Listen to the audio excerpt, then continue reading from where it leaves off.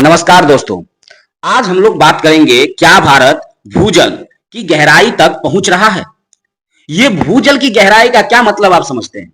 भूजल की गहराई का मतलब क्या है? Ground water. सिंपल सा यही मतलब है, ग्राउंड वाटर। आखिर भूजल की समस्या क्यों है? भारत के अंदर भूजल की समस्या क्यों है? और ना जाने भारत ही नहीं, केवल और केवल भारत की ही बात नहीं होती है। विश्व में देखिएगा तो कहीं ना कहीं जल की संकट है ही। कहीं पे जल इतना ना ज्यादा है कि लोग उसी से त्रस्त हैं, और कहीं जल इतना ना कम है कि लोग फिर भी त्रस्त हैं। कहीं पे पानी की समस्या तो आजकल आम हो गई है।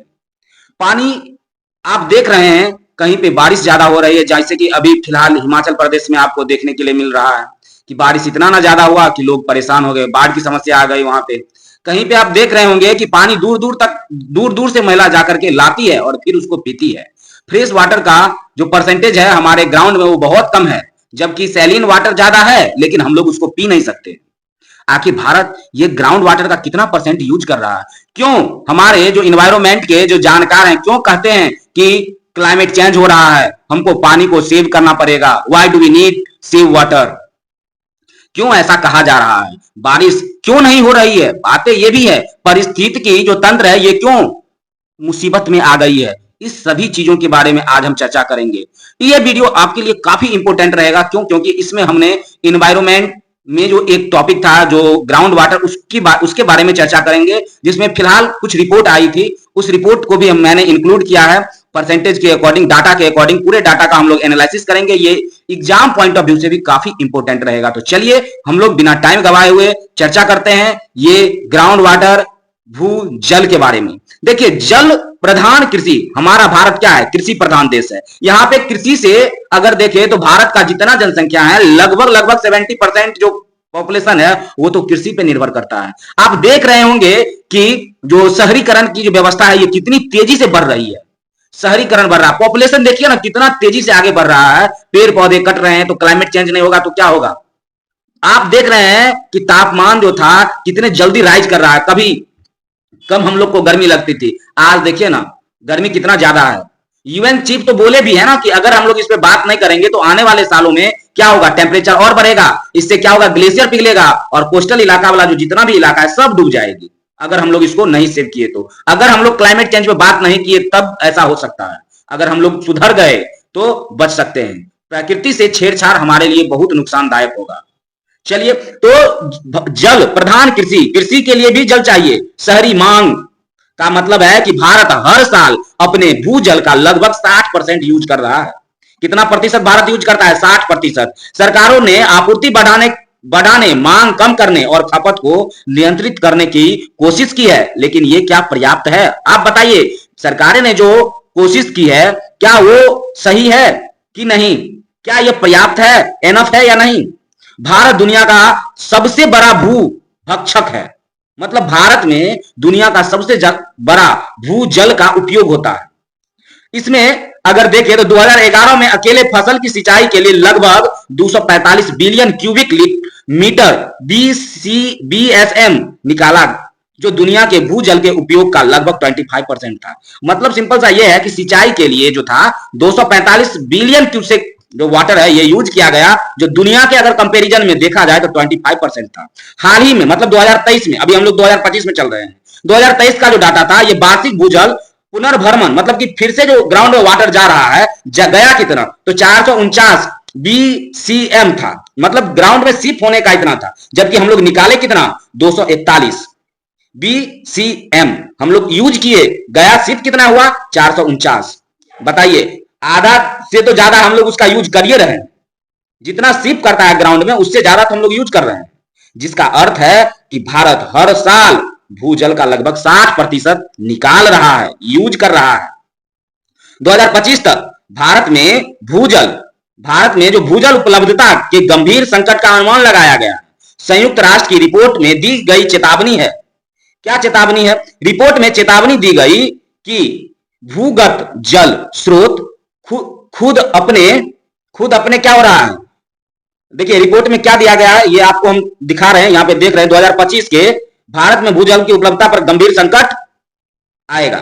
नहीं, संयुक्त राष्ट्र का ये रिपोर्ट है। चेतावनी में क्या दिया गया कि भूमिगत जल स्रोत खुद अपने चरम बिंदु पर हैं। दुनिया के आधे से अधिक प्रमुख भूमिगत जल स्रोत प्राकृतिक रूप से फिर से भरने के बजाय तेजी से कम हो रहा है। सऊदी अरब जैसे कुछ देश पहले ही भूजल के जोखिम से जूझ रहा है। ये तो चरम पे पहले से है, जैसे सऊदी अरब हो गया। अगर भारत की बात करें, क्या कहता है, जबकि भारत भारत देखिए किधर गया, जबकि भारत समेत अन्य देश इससे ज्यादा दूर नहीं है। संयुक्त राष्ट्र की एक नई रिपोर्ट के अनुसार भारत में सिंधु और गंगा के मैदान के क्षेत्र जो हैं, कुछ क्षेत्र पहले ही भूजल की कमी के खतरनाक बिंदु पार कर चुके हैं। मतलब गंगा और सिंधु का जो मैदानी इलाका है उसमें भूजल की कमी को महसूस किया जा चुका है, डेंजर जोन को भी पार कर चुका है। पूरे उत्तर पश्चिम क्षेत्र में साल 2025 तक कम भूजल उपलब्धता का गंभीर संकट होने का अनुमान है। ठीक है, अभी नहीं सोच लीजिएगा कि अभी ये होने वाला है, अनुमान लगाया गया था। ऐसे बारिश का भी अनुमान लगाया जाता है। अगर इंटरकनेक्टेड डिजास्टर रिस्क रिपोर्ट अगर देखें 2023 का हम क्या कहे हैं, इंटरकनेक्टेड डिजास्टर रिपोर्ट देखना है। इंटरकनेक्टेड डिजास्टर रिपोर्ट 2023 का अगर देखेंगे तो शीर्ष से संयुक्त राष्ट्र विश्वविद्यालय पर्यावरण और मानव सुरक्षा संस्थान द्वारा प्रकाशित रिपोर्ट इस बात पर प्रकाश डालती है कि दुनिया पर्यावरणीय रूप से 6 महत्वपूर्ण बिंदुओं के करीब पहुंच रही है। तेजी से विलुप्त होने वाले कुछ प्रजाति भी देखने के लिए मिलता है। और भूजल की कमी, पर्वतीय ग्लेशियर का पिघलना, मतलब टेम्परेचर का इंक्रीज करना, और स्पेस में जो मलबा है, जो कचरा है वो। इसके अलावा देखिए असहनीय गर्मी इतना ज्यादा पड़ता है कि हम लोग लगता है कि उबल गए। नहीं, अभी अगर आप लोग देखे होंगे, अगर पहले वाले टाइम से कंपैरिजन कीजिए, कंपेयर करने के बाद क्या पता चलता है कि पहले का टेम्परेचर और अभी के टेम्परेचर में कुछ तो अंतर है भाई, कुछ अंतर है।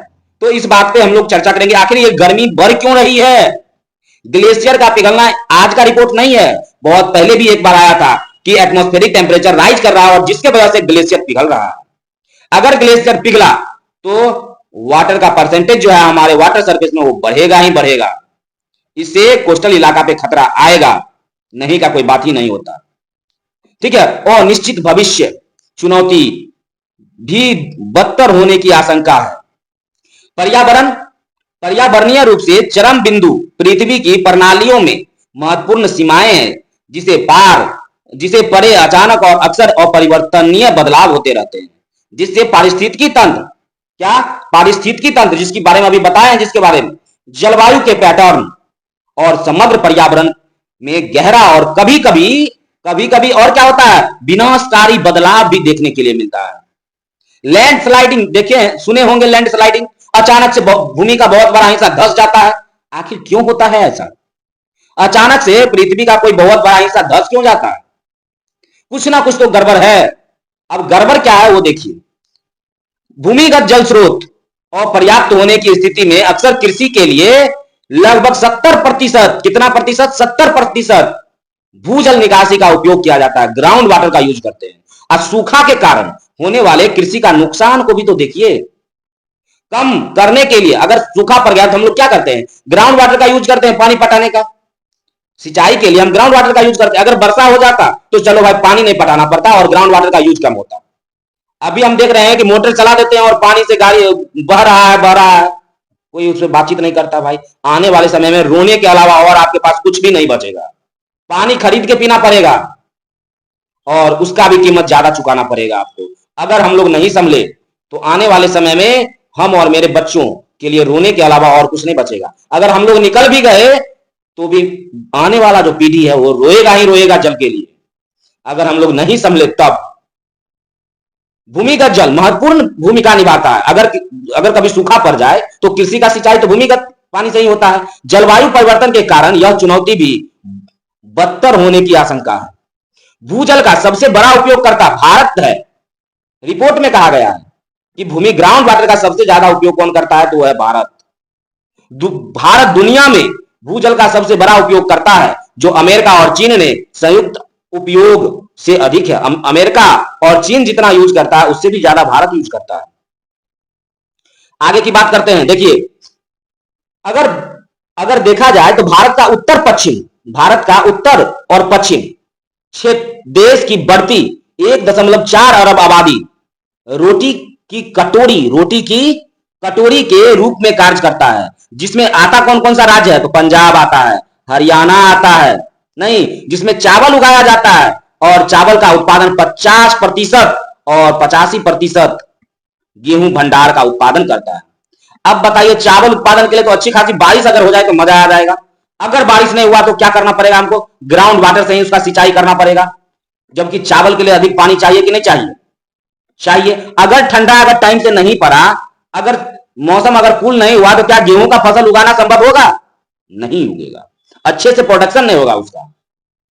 पंजाब में 78% कुओं को अति दोहित माना जाता है और पूरे उत्तर पश्चिम क्षेत्र में 2025 तक गंभीर रूप से कम भूजल उपलब्धता का अनुभव होने का अनुमान है।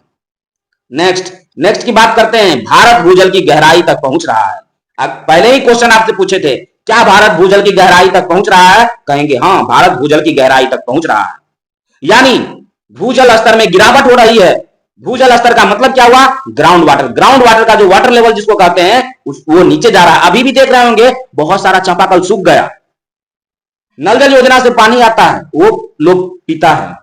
क्यों? क्योंकि उसके यहां जो चापाकल था वो सूख गया।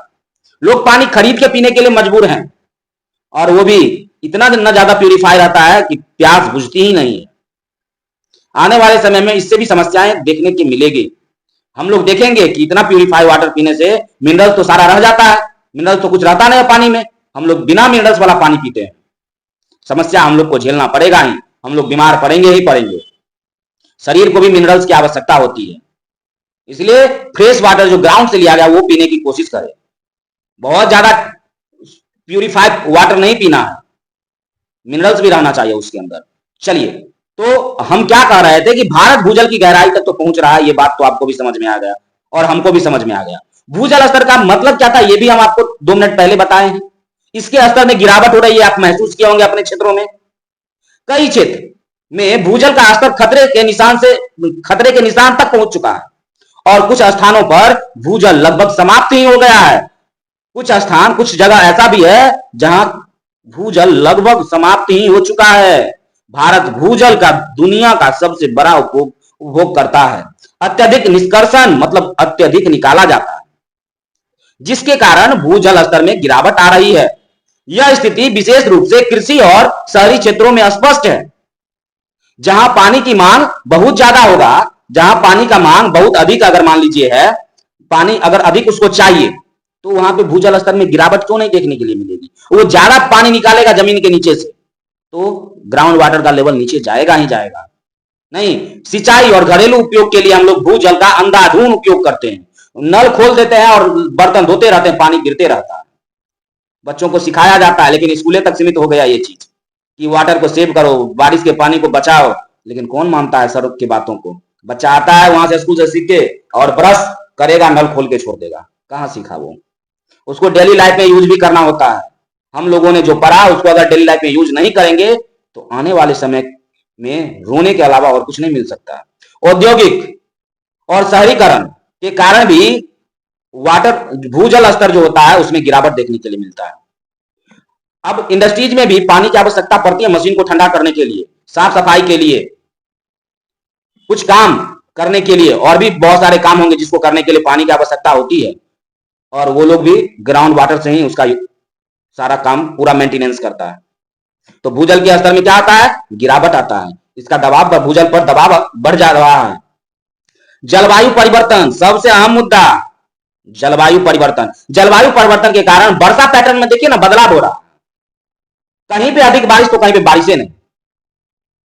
तो जलवायु बहुत सारे लोग कह रहे हैं कि जलवायु बहुत तेजी से बदल रही है, जिसके कारण फसल पे भी इसका प्रभाव पड़ेगा, आम जीवन पे भी प्रभाव पड़ेगा।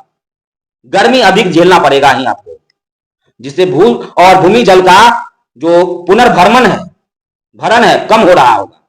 कुछ सरकारी नीतियां देखिए आप, कुछ सरकारी नीतियों ने भी भूजल के अत्यधिक उपयोग को बढ़ा दिया है। अब कौन कौन सा काम है भाई जो ग्राउंड वाटर के कुछ परसेंटेज को बढ़ा है, वो कौन सा है? अब देखिए, बात यहां हम लोग बात कर रहे थे कि कुछ सरकारी नीति भी क्या की है कि भूजल को बढ़ावा दिया है, भूजल की कमी को। जैसे क्या कर रहे हैं, मुफ्त में सस्ती बिजली दे रहे हैं, सब्सिडी दे रहे हैं, हाइड्रो इलेक्ट्रिसिटी हम पानी से बनाते हैं। भूजल के स्तर में गिरावट के गंभीर परिणाम हो सकते हैं इसके वजह से। पानी की कमी तो झेलना पड़ता है, या पीने और सिंचाई के लिए पानी की कमी हो सकती है। कृषि उत्पादन में अगर पानी का कमी हुआ तो कृषि उत्पादन में गिरावट आ जाएगी, और कृषि उत्पादन में गिरावट आ जाएगी तो खाएंगे क्या, खाएंगे क्या, पैसा खाएंगे नहीं, अनाज चाहिए खाने के लिए। अनाज मिलेगा कहां से, खेतों से, और सिंचाई करने के लिए उसे भी पानी चाहिए। पानी की कमी के कारण कृषि उत्पादन में गिरावट आ सकती है। भूमि का धंसना 2 मिनट पहले बताए थे। अत्यधिक भू जल निष्कर्षण, अगर जमीन के अंदर से अगर हम ज्यादा पानी निकालेंगे जिसके कारण क्या हो सकता है, भूमि धंस सकती है, पारिस्थितिकी तंत्र प्रभावित हो सकता है। समझ गए, भूजल में गिरावट से पारिस्थितिकी तंत्र पर नकारात्मक प्रभाव पड़ता है। भूजल संकट को दूर करने के लिए सरकार और कुछ लोग मिलकर कुछ काम भी किए हैं। उन कामों को थोड़ा सा देख लेते हैं कि काम कौन सा हुआ है जिसमें सरकार और कुछ लोग मिलके किए हैं।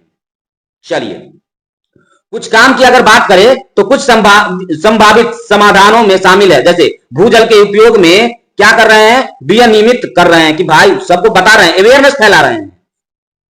आप लोग को खुद समझना पड़ेगा कि भाई पानी का अगर इतना बड़ा संकट है तो थोड़ा सा सोचने के लिए मजबूर होंगे, नहीं तो खुद तो निकल जाएंगे, बच्चों को रोने के लिए छोड़ देंगे।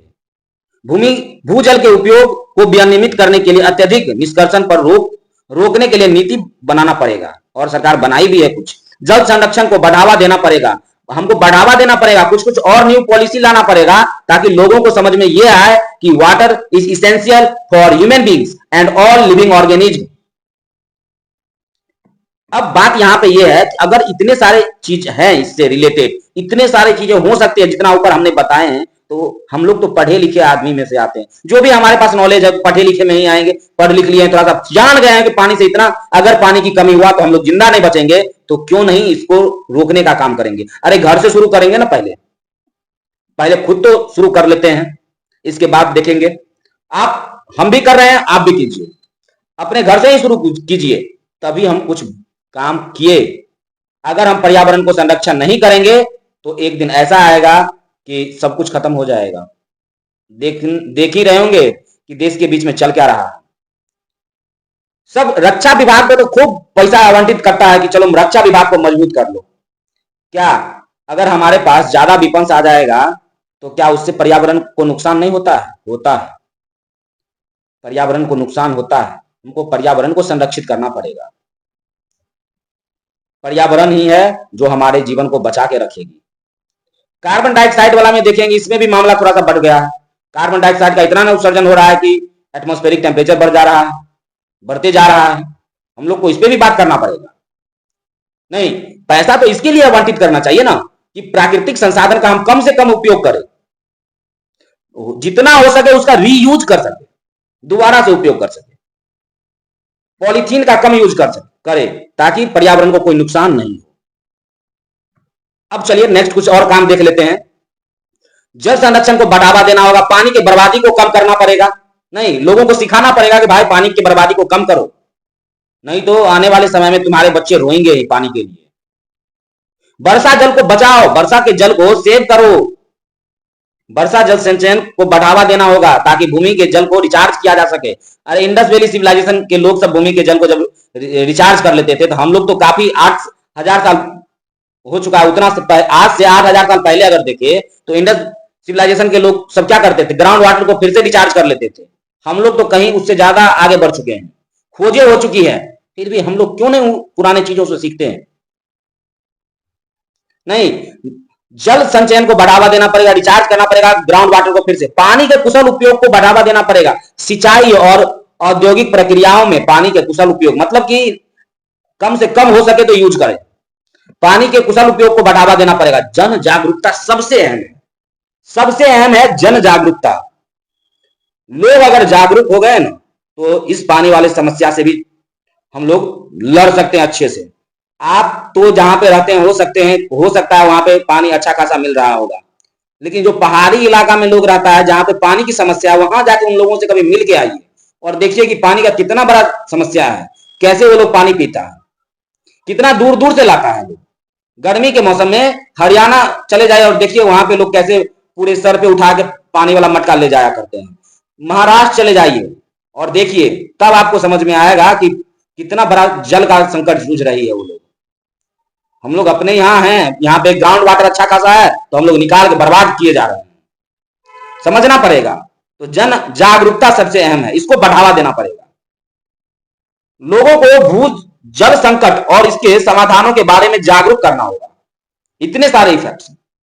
तो हम उम्मीद करते हैं कि आप पानी को सेव कीजिए। वर्षा के जल को आप क्या कीजिए, सेव कर लीजिए, उससे गाड़ी उड़ी धो लिया कीजिए। नहीं, जो आप पानी ग्राउंड वाटर से जो गाड़ी उड़ी साफ करते हैं उसका तो यूज आप कर सकते हैं ना, वर्षा के पानी का। आप पीने के लिए पानी यूज कीजिए ना, ग्राउंड वाटर। लेकिन वर्षा के जल को बर्बाद मत होने दीजिए। वैसे भी बारिश कम हो रही है, कहीं पे इतना ना अधिक हो रही है कि वहां पे लोग परेशान है, कहीं पे इतना ना कम हो रहा है कि सूखा ही पड़ जा रहा है। तो चलिए, आज के लिए इतना ही। धन्यवाद आप सभी को, और उम्मीद करते हैं कि आप मेरे कहे हुए बातों को जरूर ध्यान में रखेंगे। तो चलिए, आज के लिए इतना ही।